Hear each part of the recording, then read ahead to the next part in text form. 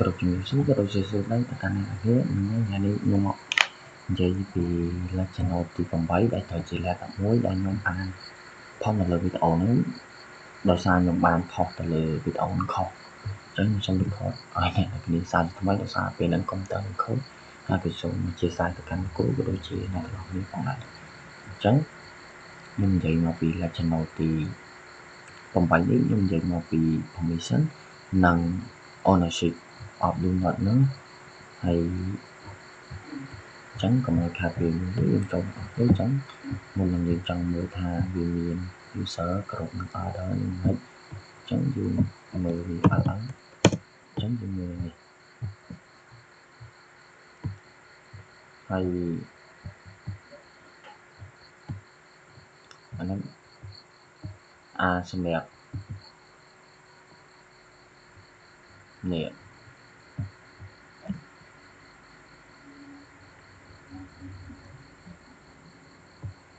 ចឹងអ្នកអត់នឹងឃើញវាសូមបែបនេះ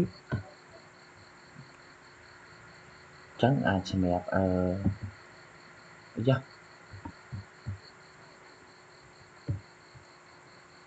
ចូលចឹងចូលសម្បត្តិនេះយើងរាប់3អក្សរនេះ3អក្សរនេះយើងនិយាយពី user យើងនិយាយពី group ហើយនឹងយើងនិយាយពី order ហើយសម្រាប់តែ3អក្សរហ្នឹងយើងនិយាយពីយើងអាច read write និង execute នេះបើយើងវាស្មើនឹង read នេះ read permission ហើយ w ពីអក្សរនេះគឺយើងនិយាយពី write permission ហើយជាមួយ x គឺវាសម្រាប់ execute អូខេអញ្ចឹងបន្ទាប់ពីហ្នឹងហើយយើងចង់ដឹងយើងបង្កើតទៅលើ file មួយមក ថាអីគេថា a.txt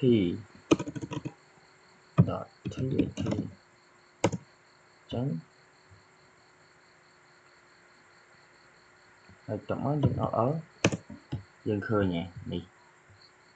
មាន3តួនេះអញ្ចឹងវាអាច read write និង execute បានដែរ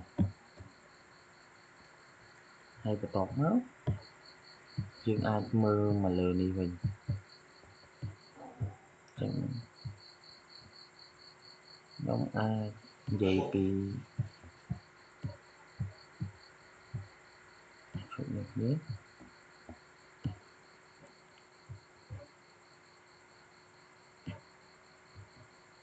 អញ្ចឹងយើងនិយាយពី change mode ដែលសម្រាប់ឲ្យវា symbol mode វាអូខេអញ្ចឹង change ch mode 7ហ្នឹ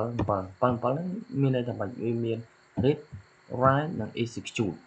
អញ្ចឹងយើងដាក់អីគេសម្រាប់ user ហ្នឹងគេនេះអូខេa.txt មកយ៉ា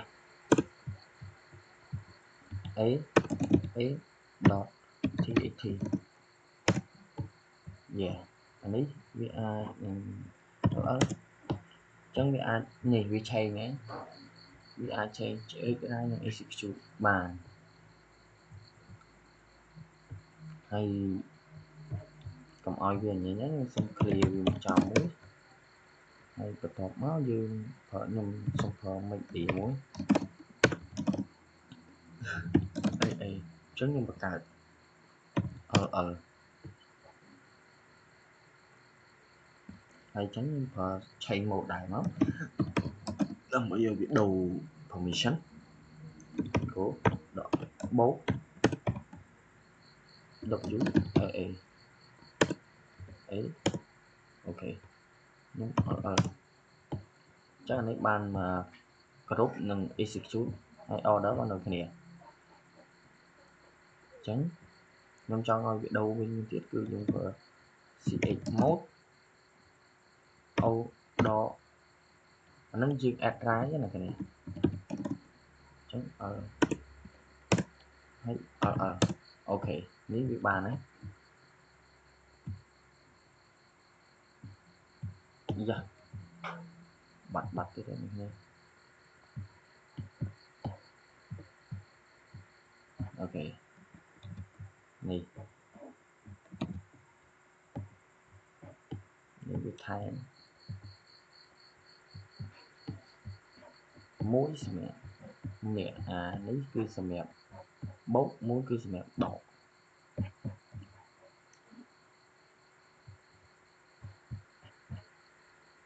hay nè này nè chấm bia là nè bia bị trả thao bị độ execute cho nhái này nè bồ alai nít bia bị bộ execute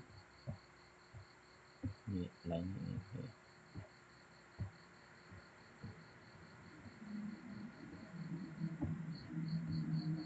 ok tránh mẹ lại cho nó tì không phải là tì đọc một nhóm cứ mình đã phản ứng thế hay của xong mình chia sẻ càng cố của đôi chị mà chúng ta đang học mình chỉ tránh nhưng xong mình chào tập tập xong cuối